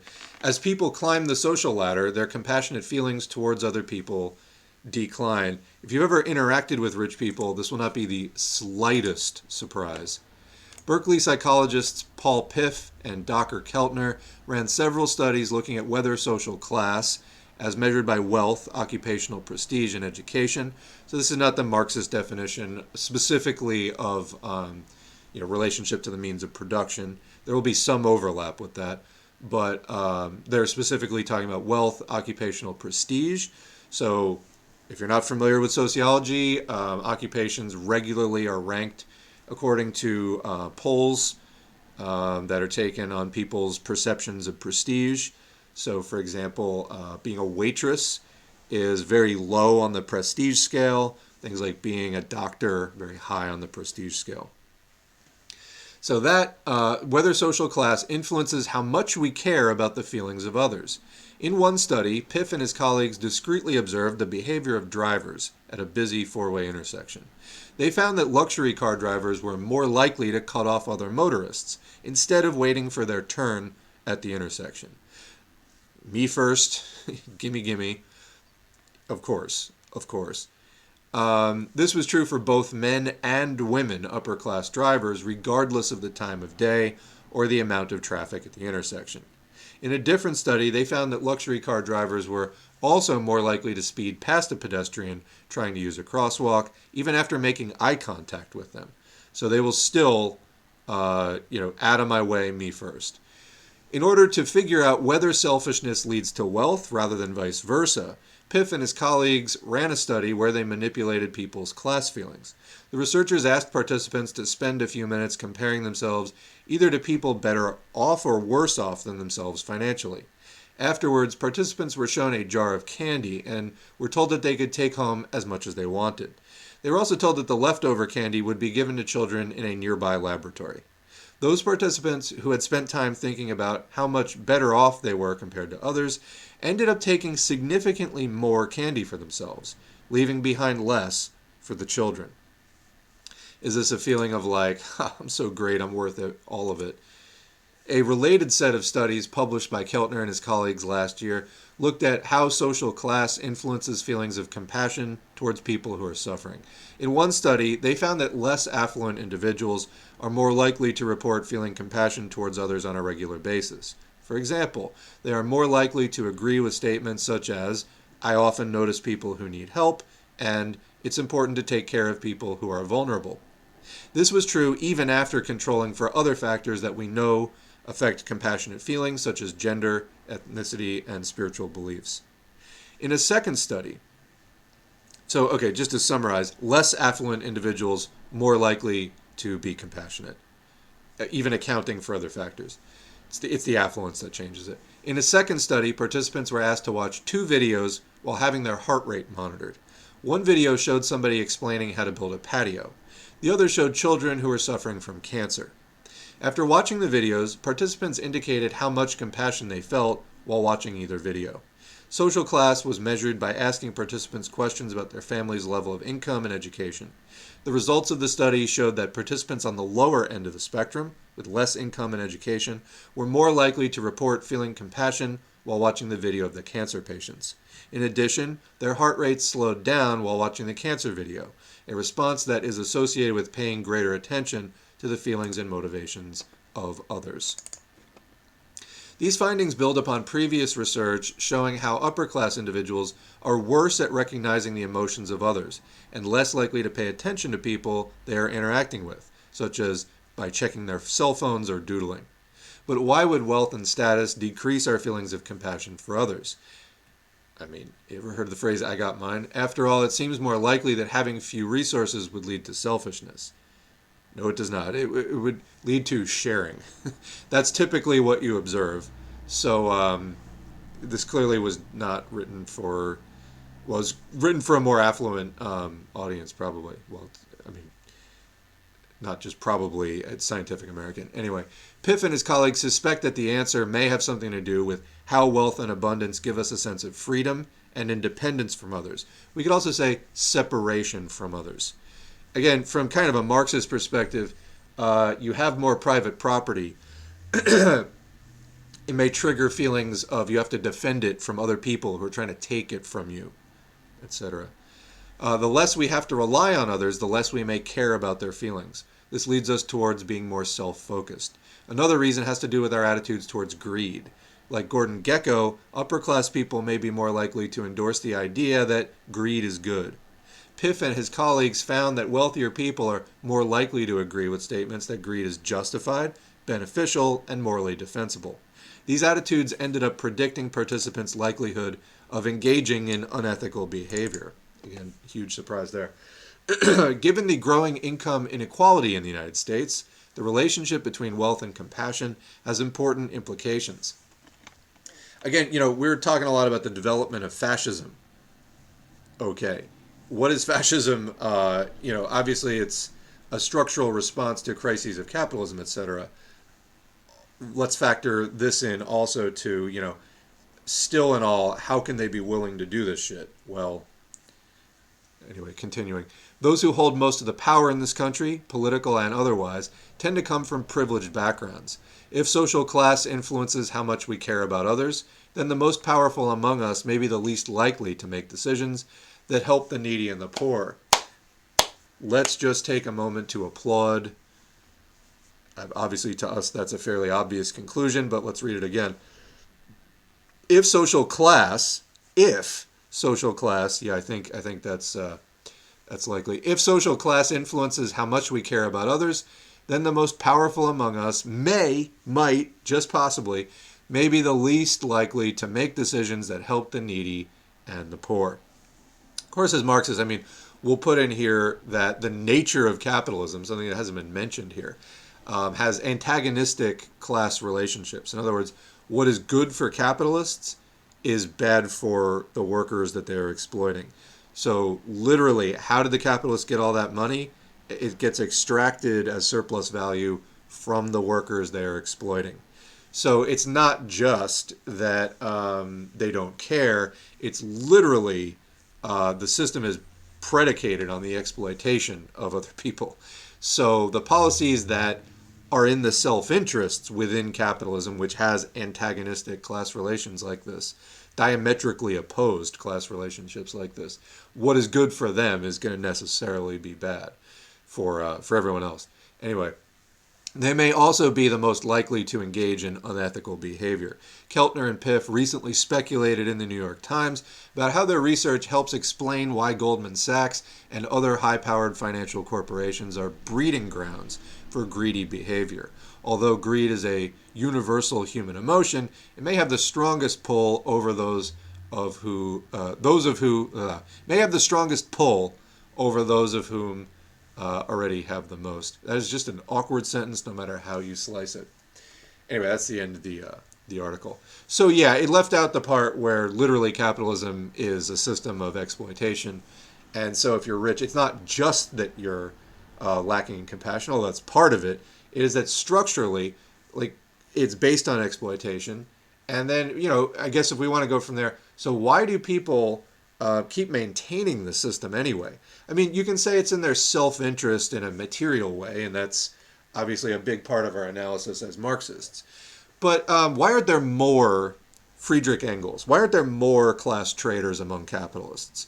You could maybe phrase the research question that way. Why aren't there more capitalists who say, yeah, I've gotten really rich from this, but this still really sucks. Maybe I don't want to be a blood-sucking vampire. Well, this may factor into some of why do more capitalists not turn on this system. All right. Trying to think. I was talking about the organizing the unemployed thing. We did one article on this. Let me just see how long this looks. I do not have time for this today. So maybe I'll do it separately or something. I at least feel good that we got through some other stuff. Let's take a minute to thank the patrons before we wrap up today's stream, which I am going to have to do soon. So yeah, this is still the November screen. This is December 1st today. The Patreon doesn't update for a few days, so you'll still be seeing November for a little bit. Anyway, patreon.com/socialismforall. I would make videos even if nobody supported financially, but I definitely wouldn't have as much time to commit to it, so I really appreciate this. Names in yellow have been supporting for over a year. Names in green have been supporting for over 2 years. So thanks to everybody who is supporting it all, as well as thanks to other people whose names aren't up here anymore, but who have kicked in money here or there over the years. I appreciate it. It's very encouraging. It, again, also is materially helpful in terms of it lets me spend time on this rather than doing wage work, doing other things. So I really appreciate it. We also don't run ads or sponsorships on this channel. Really trying to, I intend to permanently keep this channel non-commercial, as I believe the communist media should be non-commercial in every way. And that would be my general assessment of it. So anyway, yeah, no ads, no sponsorships. The patrons is pretty much it. And it's much appreciated. So if you like this channel, thank a patron. Consider becoming one yourself. Also, engagement counts. So like, share, subscribe.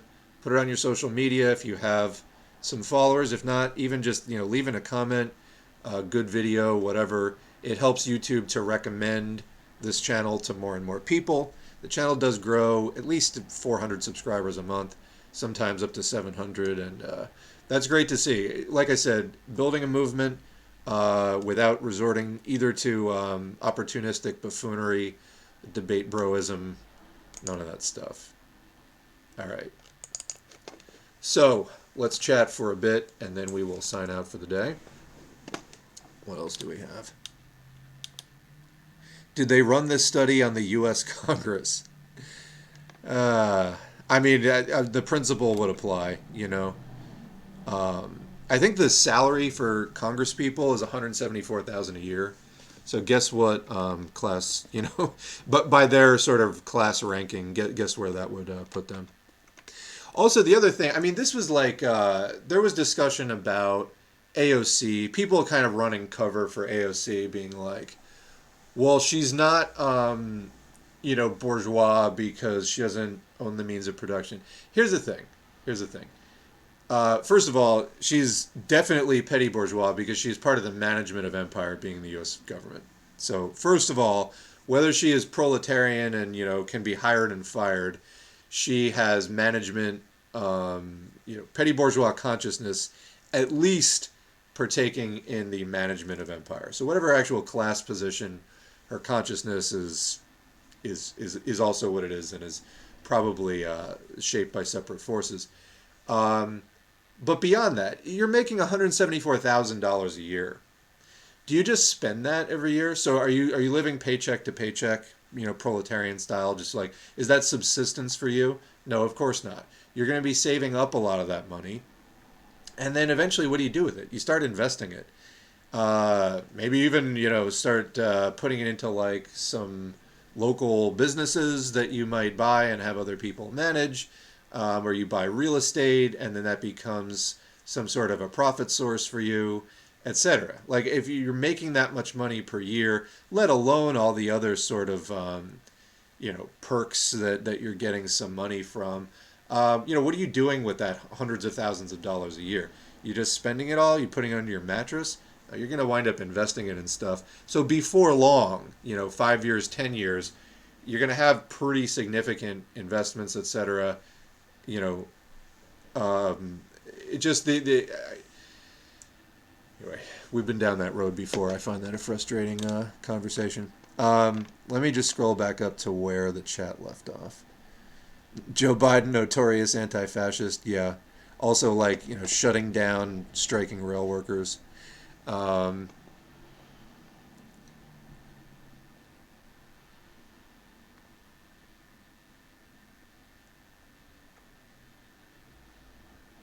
Revlef Radio had a Guevaraistan. Okay. That is literally the first I've heard of Guevaraism.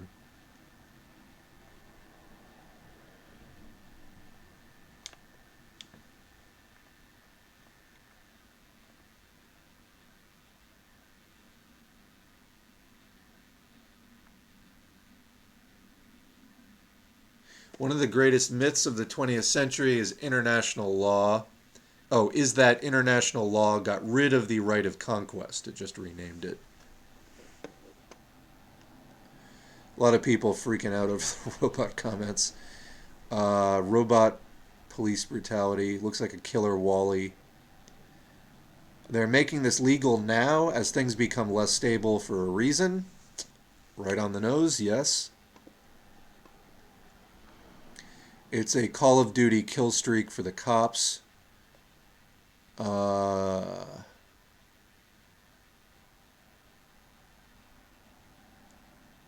There's a reason Lenin was against terrorism, outside of that the state handles left-wing and right-wing violence differently. Contrast the Greensboro massacre versus Haymarket Square. The right massacred communists and got off scot-free. The left wasn't even proven to have done anything, and people were given the death penalty anyways. Yes. Yeah, it's not terribly effective, for one thing. I mean, Lenin opposed it for a number of reasons. Uh, Criticized the Narodniks specifically for it uh, many times in his writings.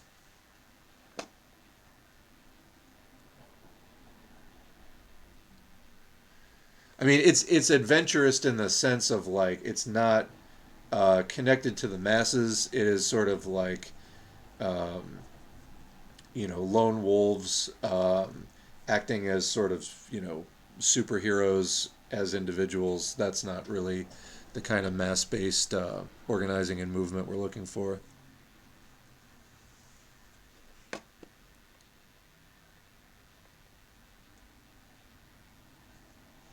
When these robots accidentally misfire, quote unquote, at protesters, who gets the legal blame? Yeah, we already have completely unaccountable police in the United States. Better hand them like robots packing bombs.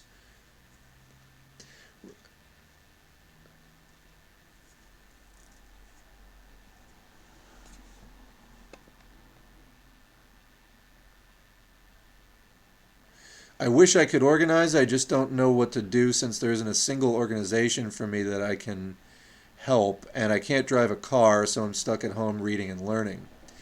Um, so yeah, see if there's something at least in your state somewhere, even if you can't show up to meetings that you could join. At least get on their email list or something. Like be in contact how you can. There's got to be something in your state. If not, join something at the national level and then wait for there to be more members in your area. Just tell the organization, like, my understanding is there's not a state chapter where I am, but I'd be interested in, helping coordinate one if there's other members around me. You might be surprised, but there's got to be something, at least on a national level, that you can support in some way.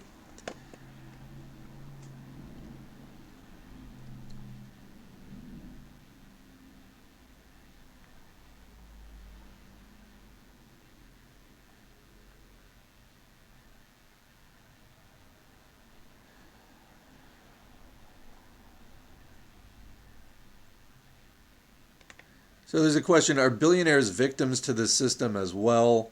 Bell Hooks writes about how men are victimized by patriarchy. Is the same true for capitalists?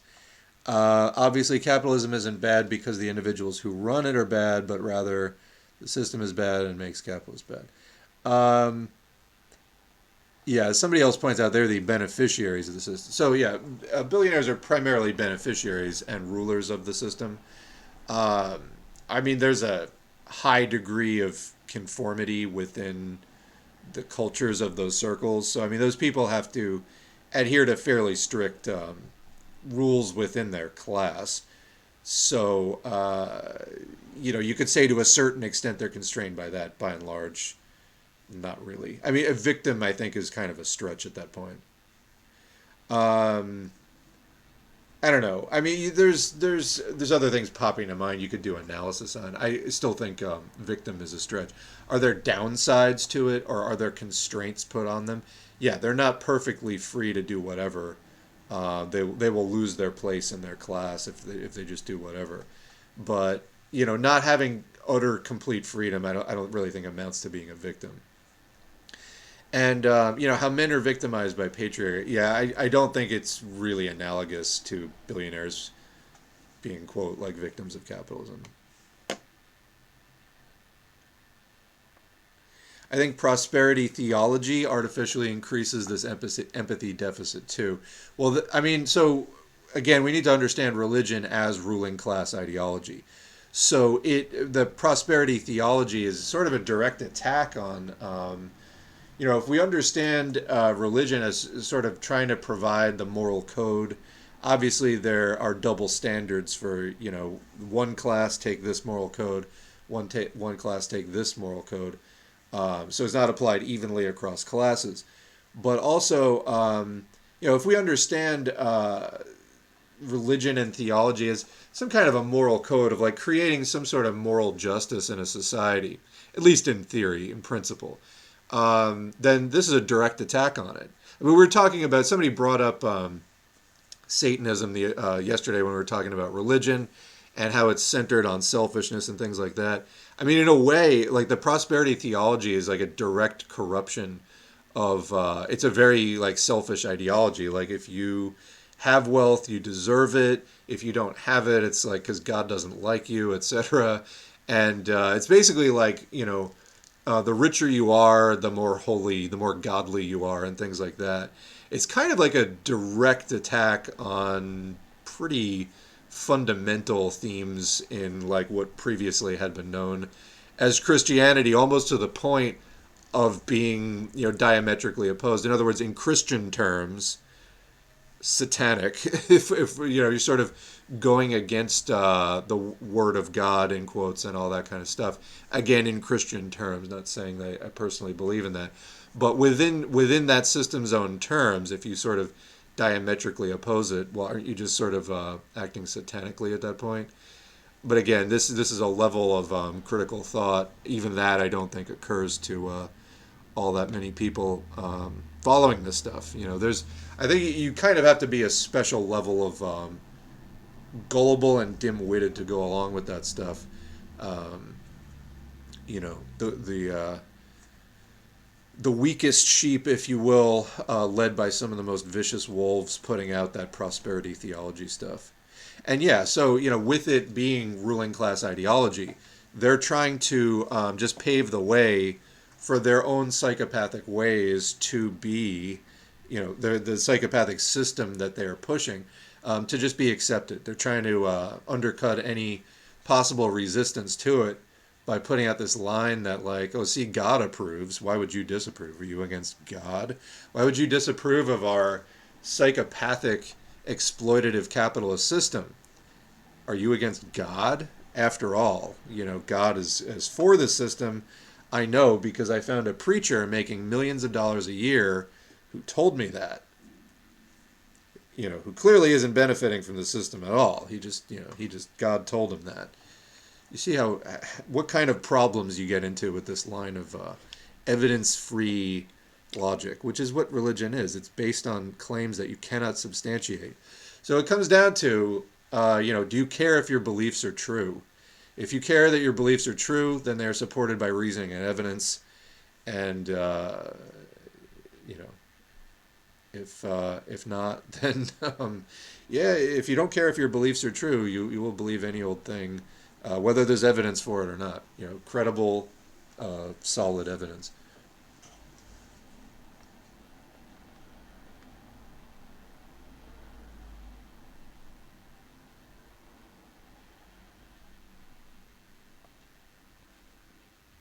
AOC is a fascist who supports Israel.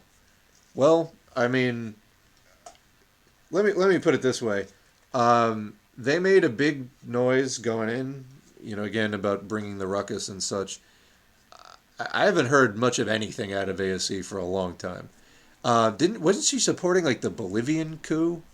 I mean, it's been pretty bad. And if this was the legacy of that push to, as Bernie Sanders said, totally transform the Democratic Party, it hasn't been going so well. I hate to say, progress report is concerning, to say the least.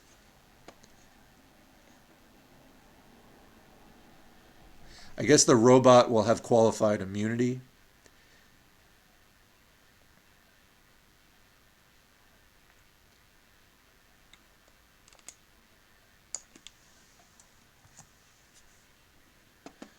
All right. Well, I think that we are just about coming to the end of the chat and today's stream. Yeah. All right. Well, I want to thank everybody who showed up in the chat today, and you helped make this stream what it is. Thanks also to people showing up on YouTube and commenting after the fact later. A lot of people say that these streams help them get through their work day, and happy to oblige with that. And anyway, appreciate everybody showing up, and we will be uploading more audiobooks in the near future, and appreciate it.